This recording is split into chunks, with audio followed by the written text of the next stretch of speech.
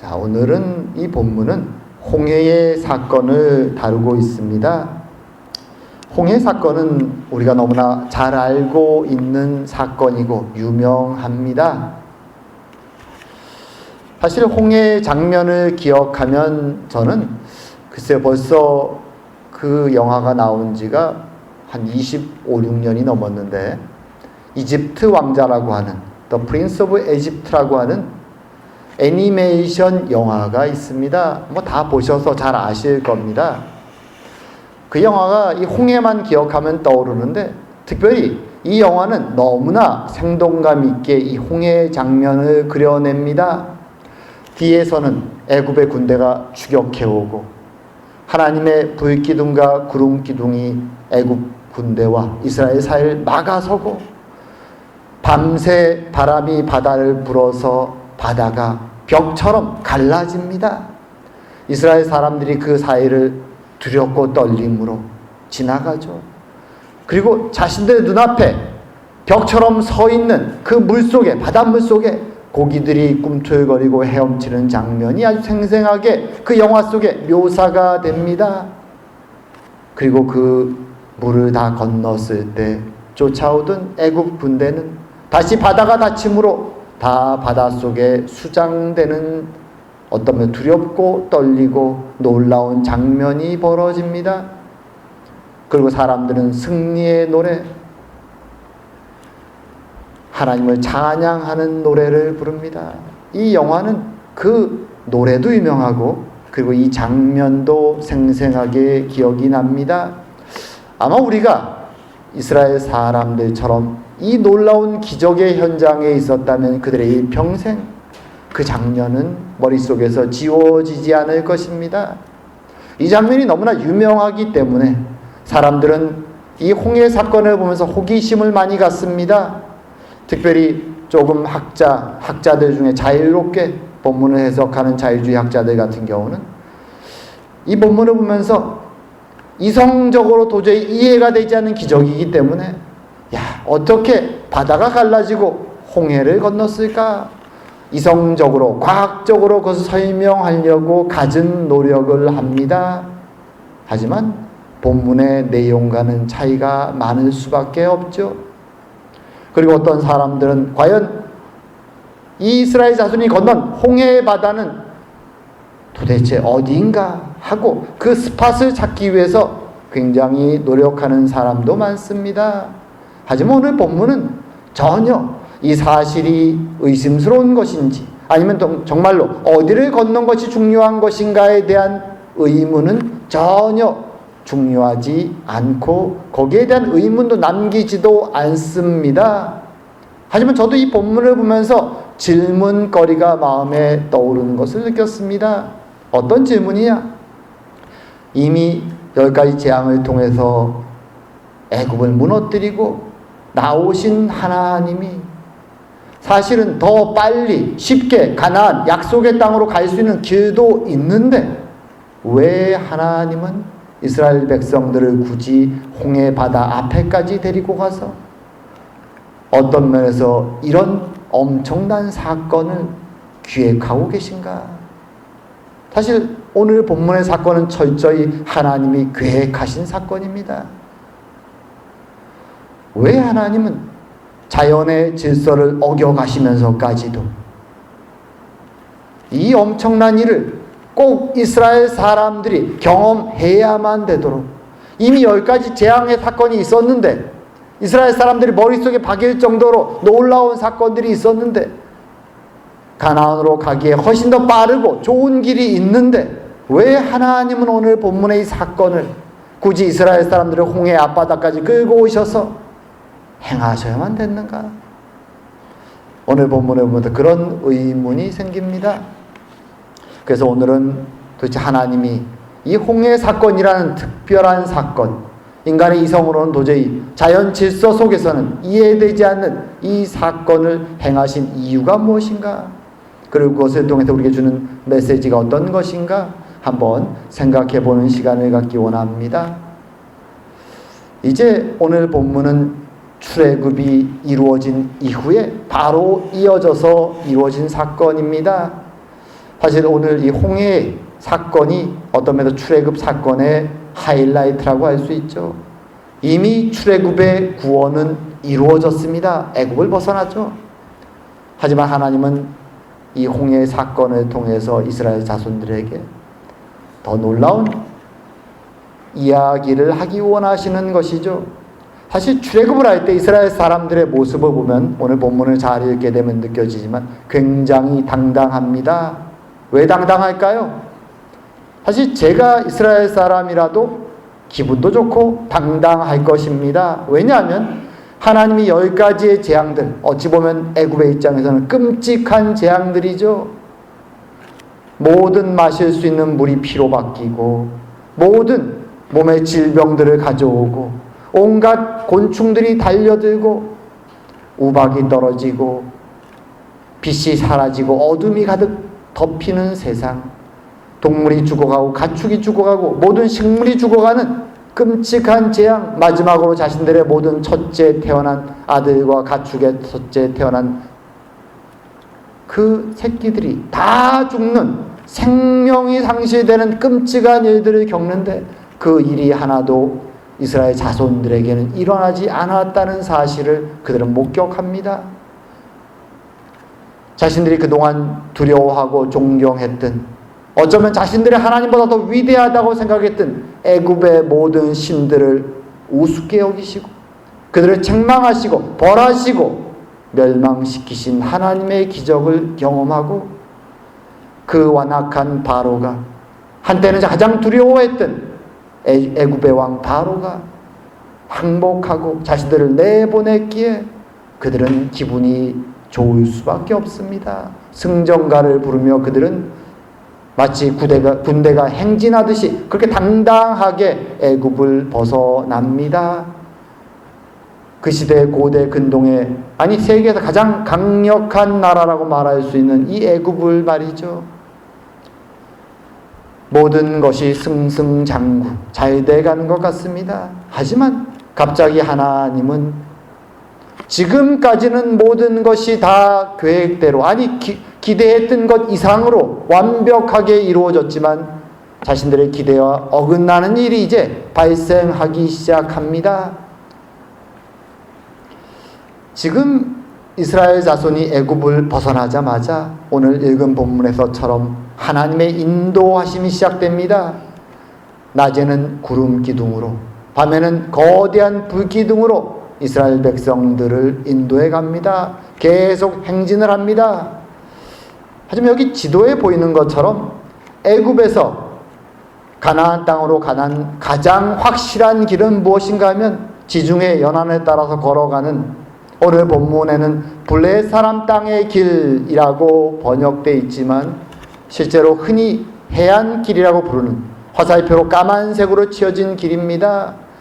인원이 대량이고 많기 때문에 천천히 가야 되겠지만 그래도 한 달이면 충분히 갈 수 있는 거리, 몇 사람이 말 타고 간다면 며칠이면 통과할 수도 있는 이 거리를 가는 것이 상식이죠.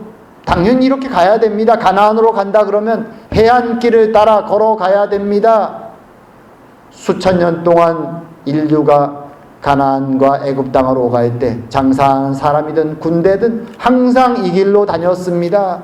근데 오늘 본문에 보면 하나님이 길을 꺾습니다. 해안길로 가는 것이 아니라 오늘 본문에 보면 광야길로 하나님이 그 백성을 인도했다고 합니다. 하나님의 구름 기둥과 불 기둥이 그들을 광야길로 인도합니다. 우리 광야를 상상하면 무엇이 떠오릅니까? 덥고 먹을 것도 없고 황량한 그곳, 하나님은 그곳으로 인도해 가십니다. 모든 이스라엘 백성의 기대와는 달리 말입니다. 하나님이 이유를 대시죠. 만약 그 길로 간다면 전쟁을 만나기 때문에, 전쟁을 만나면 이스라엘 사람들이 두려움 속에 애굽으로 돌아가려고 하기 때문이다 라고 말합니다. 실제로 이 해변길에는 애굽의 군대 초소가 여러 군데 있습니다. 왜냐하면 이곳이 애굽의 상인들이 지나가는 곳이고 또 외적이 침입하는 주 통로이기 때문에 군대를 위치시킨 그런 기지가 여러 군데 있습니다. 하지만 여기까지 재앙을 일으킨 하나님의 능력이라면 뭐 크게 문제되지 않을 것 같습니다. 하지만 하나님은 이스라엘이 아직 전쟁에 대해 준비되지 않았다고 길을 꺾으시죠. 밑으로 광야 길을 갑니다. 그런데 그 길을 가다가 하나님은 길을 한번 또 꺾습니다. 본문에는 추측으로 경로를 여러 가지 정해놨는데 우리도 정확히 모릅니다. 어느 길로 갔는지. 밑으로 광야를 향해 갔다는 것만 알죠. 근데 갑자기 광야 길로 가다가 하나님이 길을 한 번 더 꺾어서 오늘 본문에 보게 되면 어디로 가냐? 홍해 바다 앞으로 데리고 갑니다. 배가 없습니다. 홍해 바다를 건널 수 없습니다. 외통수죠. 배수진을 치는 것처럼 뒤에 물을 깔고 갑자기 하나님이 그곳에 멈추게 하십니다. 그리고 모세에게 이렇게 얘기하죠. 이제 이스라엘이 홍해 바다 앞에 멈춰 있다는 것을 바로가 들으면 아, 이스라엘이 광야에서 길을 잃었구나 라고 생각하고 다시 마음을 완악하게 하고 군대를 이끌고 쫓아올 것이다. 그러면 내가 그들의 군대를 통하여 나의 영광을, 내가 누구인지를 드러낼 것이다 라고 말씀해 주십니다. 자, 이 장면을 보면서 생각을 하게 되죠. 왜 하나님은 이렇게 특별한 이벤트를 준비하시면서 이렇게 행하실까? 더 쉬운 길이 하나님의 능력이라면 충분히 약속의 땅으로 더 쉽게 갈 수 있는데 출애굽의 구원의 사건을 통해서 하나님은 왜 그렇게 행하지 않았을까라는 의문을 갖게 되죠. 사실 이것은 우리가 출애굽의 구원이 의미하는 바가, 목적하는 바가 무엇인가를 생각하면 이해가 됩니다. 출애굽의 구원은 신약에서 볼 때, 아니 많은 구약 사람들이 볼 때도 하나님이 이스라엘에게 약속한 하나님의 구원의 예표가 되는 사건입니다. 항상 사람들은 이 출애굽 사건을 가리키면서 보아라, 출애굽의 하나님은 신실하게 그의 백성을 구원하셨다. 그렇게 우리 하나님은 앞으로도 그의 백성을 신실하게 구원하실 것이다. 그래서 이 출애굽이라는 단어는 하나님의 구원에 대한 예표가 되는, 사인이 되는 사건이 되는 것이죠. 그런데 구원을 통해서 하나님이 원하시는 것이 무엇이었을까요? 하나님이 구원을 통해 하나님이 원하시는 것은 그저 노예 생활에 고생하는 이스라엘을 이제 풀어놓고 해방시키는 것이 목적이 아닙니다. 하나님이 모세를 통해서 바로에게 여기까지 재앙을 명령할 때마다 하나님이 하신 말씀이 있습니다. 나의 백성을 보내서 나를 섬기게 하라, 이렇게 말합니다. 하나님 계속 반복해서 말합니다. 섬긴다는 단어는 아바드라는 히브리어 단어는 다른 뜻은 예배한다는 것입니다. 예배하는 것과 섬긴다는 것은 같은 단어죠. 문제는 누구를 섬기느냐 하는 것이 중요합니다. 바로가 이집트에서 이제 이스라엘 사람들이 홍해 앞바다에서 방황하고 있다는 소식을 듣고 그의 백성들에게 그렇게 얘기하죠. 우리를 섬기던 저들이 방황하고 있는데 내가 우리를 섬기던 저들을 왜 보내게 했을까? 바로의 머릿속에는 이스라엘 백성은 자기를 노예처럼 섬기던 자들이다라는 의식이 분명합니다. 이것은 이스라엘 사람들도 알고 있습니다. 자, 이스라엘 사람들이 사실 바로의 군대가 쫓아오는 걸 목격했을 때 이스라엘 사람들은 혼비백산합니다. 처음에는 당당하게 나왔지만 바로의 군대가 추적해 오는 걸 보고는 혼비백산해서 자신들이 무슨 말을 떠드는지도 모르고 하나님이 주신 능력과 기적도 다 잊고 도리어 모세를 원망하고 저주하는 말들을 떠듭니다. 그때 그들이 이렇게 말합니다. 그들이 또 모세에게 이르되 애굽에 매장지가 없어서 당신이 우리를 이끌어 내어 이 광야에서 죽게 하느냐? 어찌하여 당신이 우리를 애굽에서 이끌어내어 우리에게 이같이 하느냐? 우리가 애굽에서 당신에게 이른 말이 이것이 아니냐? 이르기를 우리를 내버려 두라. 우리가 애굽 사람을 섬길 것이라 하지 아니하더냐? 애굽 사람을 섬기는 것이 광야에서 죽는 것보다 낫겠노라. 이것이 이스라엘 사람들의 구원받아서 출애굽했다고 말하는 이스라엘 사람들의 상태였습니다. 섬긴다는 것이 무엇인가? 하나님을 예배한다는 것이 무엇인가? 하나님이 원하시는 것, 이스라엘 백성들을 출애굽해서 하나님 나라를 세우고 나를 섬기는 나라를 세우겠다라고 말하는 그 하나님의 의도가 무엇인가가 여기에 잘 드러납니다. 단순히 오늘날 우리말로 말하는 교회에 나와서 예배에 참석하고 하나님 제가 헌금 많이 했습니다 복 주세요라고 말하는 것이 하나님이 원하는 하나님을 섬기는 것이 아니라는 것입니다. 많은 오늘날 흔히 크리스찬이라고 말하는, 특별히 썬데이 크리스찬이라고 말하는 많은 사람들의 모습을 보면 그렇죠.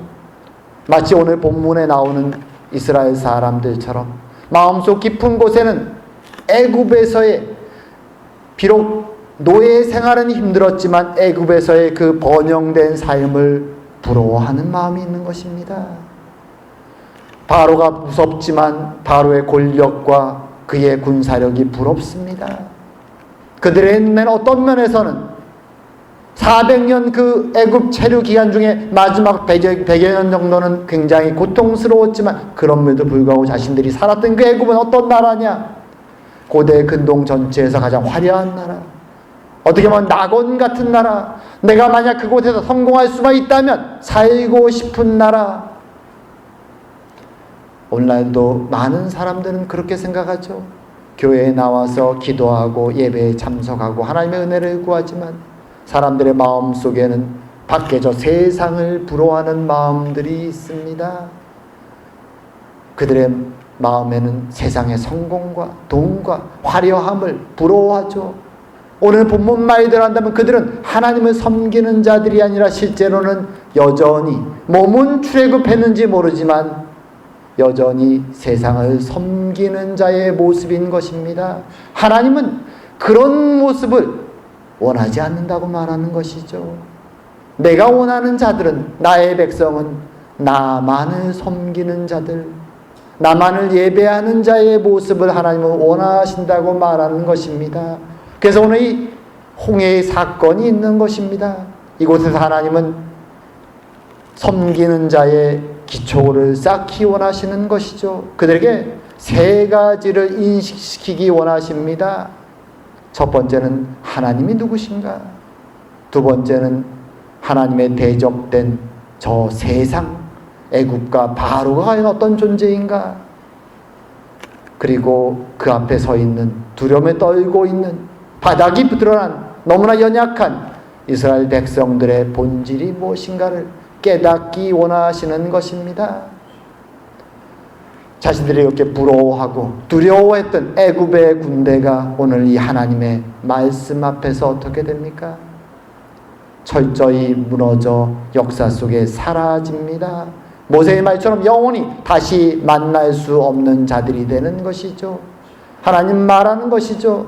너희들이 그렇게 부러워하고 두려워하고 대단하다고 생각하는 저 애굽이 나의 심판 아래서, 하나님의 백성의 대적이기에 나의 심판 아래서 무너져 버릴 것이고, 하나님은 결국 이 역사를, 하나님의 대적인 이 세상을, 욕망과 죄 속에 살아가는 이 세상을, 그렇게 대단해 보이는 세상을 하나님은 하나님 말씀으로 일순간에 심판해 버리실 것을 말씀해 주시는 것입니다. 세상은 대단해 보이지만 하나님 앞에서는 그런 존재임을 홍해의 사건을 통해 이스라엘 백성들에게 기억시키기 원하시는 것입니다. 그리고 동시에 지금 그 앞에 불기둥과 구름기둥으로 임재해 계시지만 그럼에도 불구하고 두려움이 닥칠 때 잊어먹고 있었던 하나님이 어떤 존재인지를 깨닫게 하기 원하시는 것이죠. 하나님은 이 홍해의 사건 속에서 자신이 행하셨던 창조의 행위를 지금 거꾸로 돌리십니다. 창조 때에 하나님은 마른 땅 위에 물을 덮으셨습니다. 그리고 바다를 만드셨죠. 그리고 그 하나님의 창조의 질서는 다시 반복될 수 없습니다. 하지만 그것을 역으로 반복할 수 있는 분이 오직 한 분 계심을, 그분이 하나님이심을 보여주시는 것이죠.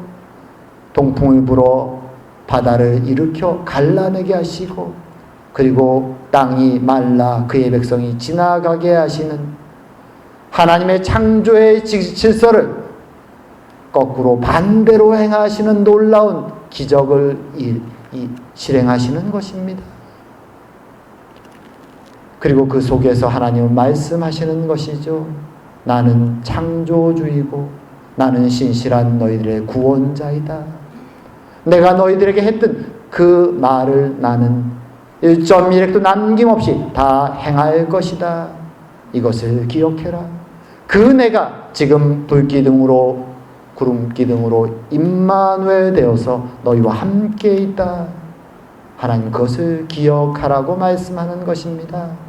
그리고 더 나아가서 이스라엘 백성들은 이 하나님의 기적 앞에서, 그리고 모세 앞에 섰을 때 홍해를 건너고 하나님의 기적을 목격하고 심판을 목격하고 모세 앞에 섰을 때 과연 무슨 말을 할 수 있을까요? 조금 전까지 손가락질하고 비난하고 욕하고 저주했던 그들이 우리를 놔두지 왜 데리고 왔냐고, 매장지가 없어서 우리를 데리고 왔냐고 저주의 말에 퍼붓던 그들이 하나님 앞에서, 모세 앞에서 과연 무슨 생각을 할까요? 얼마 전까지는 출애굽의 기쁨 속에 하나님을 찬양했던 그들, 이제는 우리의 믿음으로 하나님만 의지하겠다고 외쳤던 그들이 이 재난 앞에서 바닥을 드러내는 것이죠. 인간의 본질을 드러내는 것입니다. 기쁨과 은혜가 있을 때는 하나님만 믿을 것처럼 찬양하지만 위기가 닥치면 다시 무너져 내리는 우리의 연약함을 하나님은 깨달으라고 말씀하시는 것입니다. 그래서 이 사건을 통해 하나님은 그의 백성이 깨닫기 원하시는 것이죠. 모세가 말한 것처럼 하나님의 놀라운 역사를, 싸우시는 하나님의 역사를 그저 잠잠히 입 다물고 지켜보는 것, 그것이 하나님의 백성이 하는 것입니다. 그것이 신앙의 시작점입니다. 나의 구원에 있어서 내가 행할 수 있는 것은 하나님의 그 구원의 역사에 내 능력으로 인정받을 수 있는 것은 1.1획도 없구나. 그저 하나님의 역사 앞에서 묵묵히 믿음 없는 자임을 떨구고 하나님께 무릎을 꿇고 하나님을 경배하는 것, 그것이 바로 하나님을 섬기는 자의 모습의 시작인 것입니다. 하지만 그 믿음은 여전히 연약합니다. 그러기에 홍해를 건넌 하나님은 그들 앞에 광야를 준비하고 계셨던 것입니다. 우리는 사실 광야가 싫습니다. 하나님 이제 구원받고 저 열심히 믿을게요. 하나님 축복을 주시고 평탄한 길을 주십시오라고 우리는 말하지만 하나님은 우리의 연약함을 알고 계십니다. 이스라엘 백성이 그러했던 것처럼 조그만 위험이 닥치면 여전히 쉽게 무너지고 하나님을 부인하는 우리의 연약함을, 그래서 하나님을 믿는다는 것, 하나님을 예배한다는 것은 과정이 필요합니다. 한 발 한 발 신앙이 자라가는 과정이 필요하죠. 계속 쭉 나아가는 것도 아닙니다. 한 발 나아갔다가 때로는 두 발 후퇴하기도 하고, 한 번 나아가다가 두 번 무너지기도 하며, 그럼에도 불구하고 하나님이 내 앞에 계시기에, 내 손을 놓지 아니하시기에 하나님을 조금씩 조금씩 알아가는 과정이 바로 하나님을 믿어가는 과정이고 하나님을 섬기는 과정인 것입니다. 하나님은 지금 이스라엘 백성들에게 그 길을 같이 가자라고 말씀하시는 것입니다. 그리고 우리를 부르고 계신 것입니다. 비록 우리가 기대하는 길과는 다를지라도 하나님은 우리를 통해서 동행하시며 우리가 하나님을 믿고 의지하고 나갈 때 연약한 우리를 들어서 하나님의 영광을, 하나님의 진리를, 하나님의 사랑을 세상 가운데 드러내기 원하시는 것입니다. 참으로 오늘 이스라엘이 경험했던 그 역사가 지금 우리가 경험하고 살아가는 신앙의 모습입니다. 신실하신 하나님, 그때도 신실했던 하나님은 지금도 신실하십니다. 그때도 임마누엘 되셨던 하나님은 지금도 임마누엘 되십니다. 그 하나님을 의지하며 부족하지만 하나님이 누구신가를 고백하고 저 밖의 세상이 어떠함을 또한 고백하며 우리가 어떤 모습인가를 다시 한번 고백하며 주님을 따라 이 길을 걸어감을 통하여 주의 영광을 드러내며 살아가는 저와 여러분 되기를 주의 이름으로 축원드립니다. 기도드리겠습니다.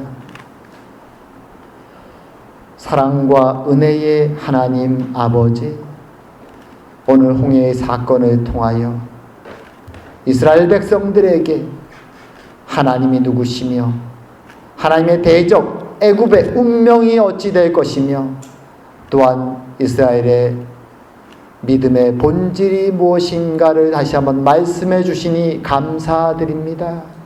또한 이 사건을 통해 우리에게도 다시 한번 말씀해 주시니 감사드립니다.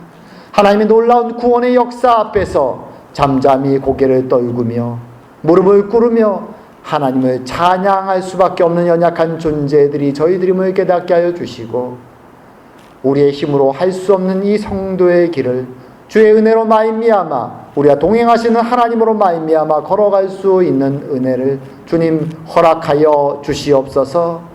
오늘도 동행하시고 인도하시는 하나님의 은혜에 감사드리며 모든 말씀 예수님 이름으로 기도드립니다.